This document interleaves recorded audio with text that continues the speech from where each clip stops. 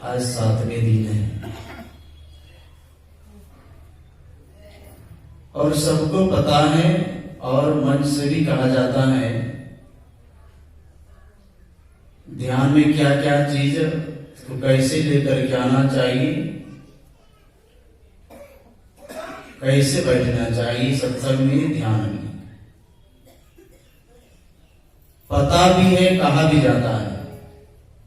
इसके बावजूद भी आप देखिएगा ध्यान के विषय में मुआल बज रहा है तो सत्संग के विषय में मुआल बज रहा है। इस सब पर भी हम लोगों को निगरानी रखनी है। और आज बहुत चीज को लेकर के हम लोग बार बार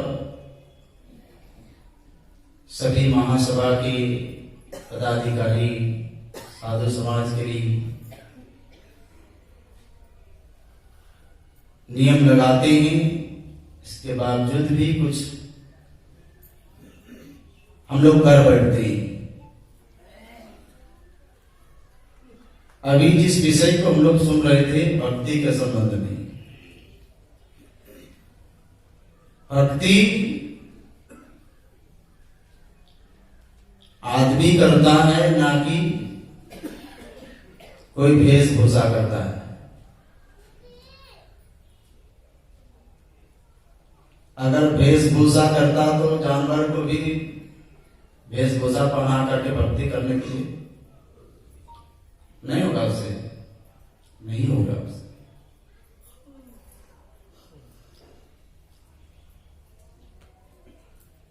मेरे कहने का आशय है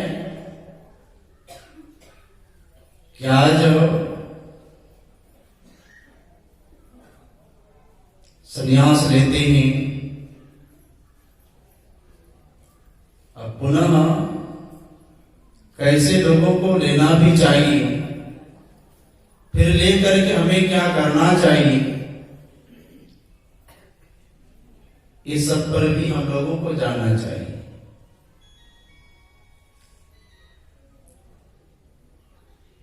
मेरा जिस जिला में आश्रम है झारखंड में, गोड्डा जिला में, झारखंड में सत्संगी का राजधानी कहा जाए तो गोड्डा, और वहां पर बहुत पुराने पुराने सत्संगी हैं। गुरुदेव के जो गुरु बाबा देवी साहब भी वहां पर प्रचार करने के लिए आया करते थे अपने समय में। अभी भी आश्रम है बाबा देवी साहब का, बहुत पुराने।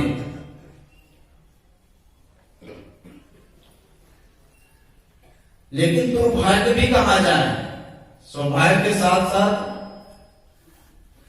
देखिए सही चीज जो है ना सुनने में थोड़ा कड़वी लगता है।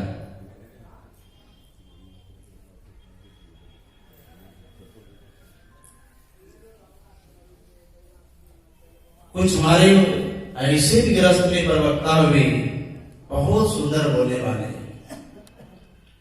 मैंने प्रातः भी कहा था, बहुत सुंदर बोलने वाले, ऐसे ऐसे बोलने वाले हुए कि महात्मा को उसके सामने फेल हो जाता।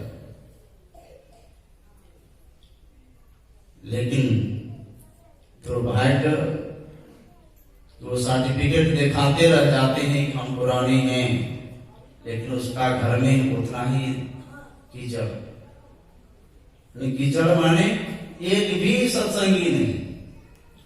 तो फिर भाई आप इतना बिंदु ध्यान खूब जोर जोर से प्रवचन क्या ब्रह्मचर्य तो क्या ना जाने बहुत तरह के उदाहरण दे देकर,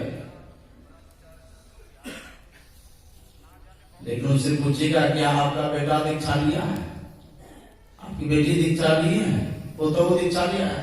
नहीं बाबा बताइए। ऐसे भी हमारे वहां पर हुए, आप लोगों के भी इधर होंगे, जो कि गुरु महाराज साथ में घुमाते थे। आप समझ सकते हैं, इतने बड़े महापुरुष अपने साथ में घुमाते थे, प्रवचन करवाते थे। लेकिन आज ऐसे घर में आज दिया जलाने का नहीं कोई बचा है। आज उस घर में दिया जलाने का नहीं बचा कोई कि गुरु महाराज का सब संतने की बड़े बड़े हाजी उस घर में हो। क्यों? एक ही कारण,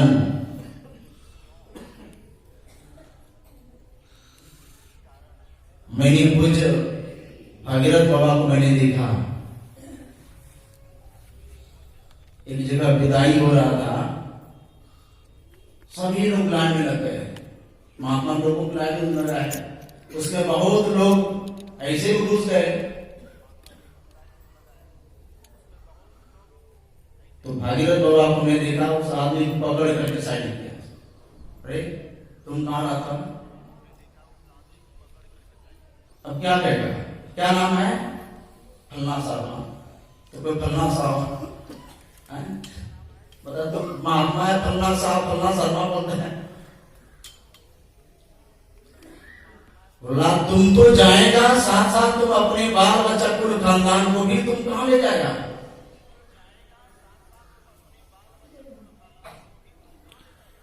मैंने गुरु संसीवन के भैरव बाबा से भी पूछा, बाद में कुछ महात्मा लोग गए साथ में, हजूर आप ना डांट दियो बूढ़ा आदमी को।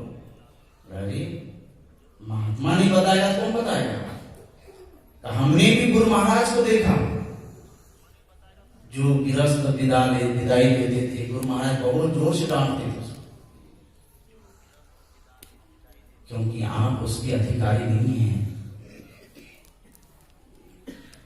और बहुत लोग आप देखते होंगे बुरा नहीं मानेंगे, यहां तक कि मंच के मौका लगता है गुरु महाराज के जो सिंहासन पे जो चढ़ता है पैसा, वो भी सफाया कर देता है।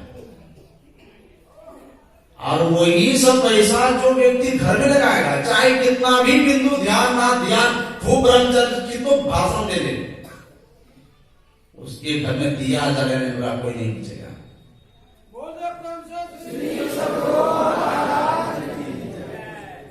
संन्यास लेना बुरा जी नहीं है, एकदम आपका वैराग्य है। भगवान प्रार्थना कीजिए कि आपका वैराग्य इस तरह उठे, वैराग्य लेकर के आप संन्यास लेकर के भजन कीजिए। लेकिन कैसे? फिर वहीं रह करके बिल्कुल आपको वैराग्य चढ़ा है, हमको संन्यास लेना है, बिल्कुल अलग होकर के, घर बार से अलग होकर के आप खूब भजन कीजिए, आपका ध्यान बनेगा। ये नहीं कि फिर वो पैसा उठा करके या दक्षिणा लेकर के आप अपने बाल बच्चे को खिलाएंगे, आपके साथ साथ ये संस्कार आपके बाल बच्चे के भी पर पड़ेगा। भक्ति कहीं भी रह करके एकदम आपको बैराग करने का, हमको घर बार से मतलब में बूढ़ा हो गए हैं, अब संन्यास लेने को भजन करना है, तो अच्छी बात है, भजन कीजिए। बस थोड़ी देर हमारे आश्रम में एक बूढ़ा है, घर में बेटा से झगड़ा हो गया, नहीं बाबा हम यहीं रहो, हमको देखिए खाना बना पाइएगा? नहीं उतना। बोले हम क्या, हम तो बेसी से ज्यादा आपको व्यवस्था कर देंगे, सब व्यवस्था कर देंगे, खाना पीना कपड़ा सब व्यवस्था कर देंगे, लेकिन खाना बना का भी खाना पड़ेगा।